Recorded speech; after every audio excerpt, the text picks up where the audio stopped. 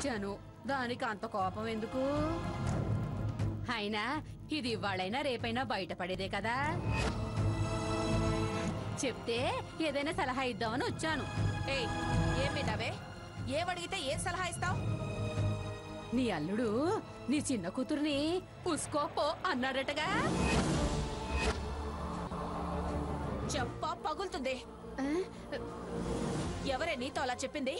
పోతలకి పో. సర్లే చెప్పకమ్మా, గురిగిలో దాచి గురిగి మూతేసి పెట్టేసి.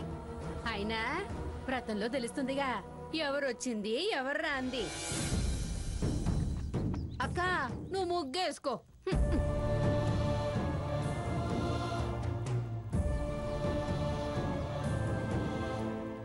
ఇంకిలా కాకుల్లా పొడిచి నా కూతుర్ని నన్ను ప్రశాంతంగా ఉండనివ్వరు.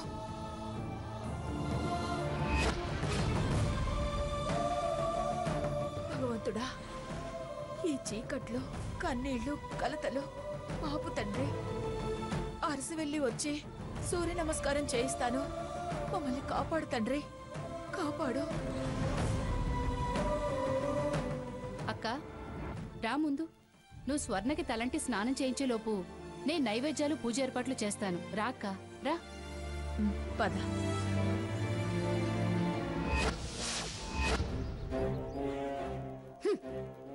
చెడిందానికి చంద్రబలం తారాబలం చూసినట్టుంది. మొగుడు చీపు అన్నదాని చేత సౌభాగ్యవ్రతం అట, సౌభాగ్యవ్రతం. డైవర్స్ వ్రతం ఏదైనా ఉంటే అది చేస్తే సరిపోతుంది. తొందరగా వెళ్ళి 4 ఇళ్లలో 4 పుల్లలు వేసి ఓవి అవతలి కన్నా నీ నోడుతోనే అన్ని కక్కిస్తాను.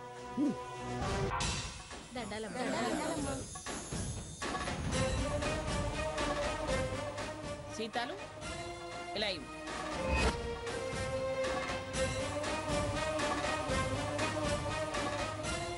దయగల్ల తల్లి చల్లగుండమ్మా.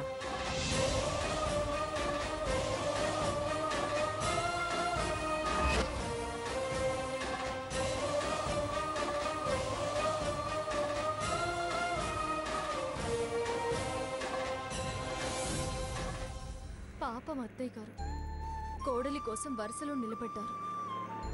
అత్తయ్య గారు ఎవరు? వరుసలో నిలబడ్డం ఏంటి? ఇంకే అత్తయ్య గారు, లక్ష్మీ అత్తయ్య గారే. తనకి స్వర్ణం మీద ప్రేమ ఉంది, నమ్మకం ఉంది. సాకేత్ సంసారం కుదుట పడాలన్న ఆరాటం ఉంది. అందుకే పాపం వరుసలో నిలబడి అమ్మమ్మ గారు పొంగళ్ళు పంచేటప్పుడు మా ఇంటికి వెళ్ళనివ్వమని ప్రాధేయపడుతుందనుకుంటా. అందుకే పాపం వరుసలో నిలబడినట్టున్నారు. మనల్ని తప్పక తనన్న మాట వెనక్కి తీసుకోలేక, నీ ప్రశ్నకి సమాధానం చెప్పలేక మనం వస్తుంటే ఏం మాట్లాడలేకపోయింది. కానీ పిన్నిని మాత్రం అస్సలు రానివ్వరు. అంతేనంటావా? నానమ్మ గురించి తెలుసు కూడా అంతేనంటావంటావేంటి సీత?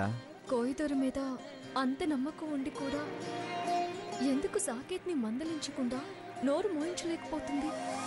వాడి మూర్ఖత్వానికి భయపడి,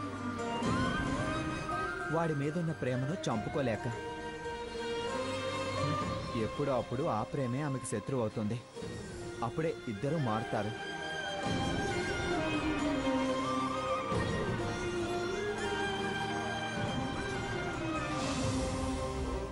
ఉంటానమ్మా.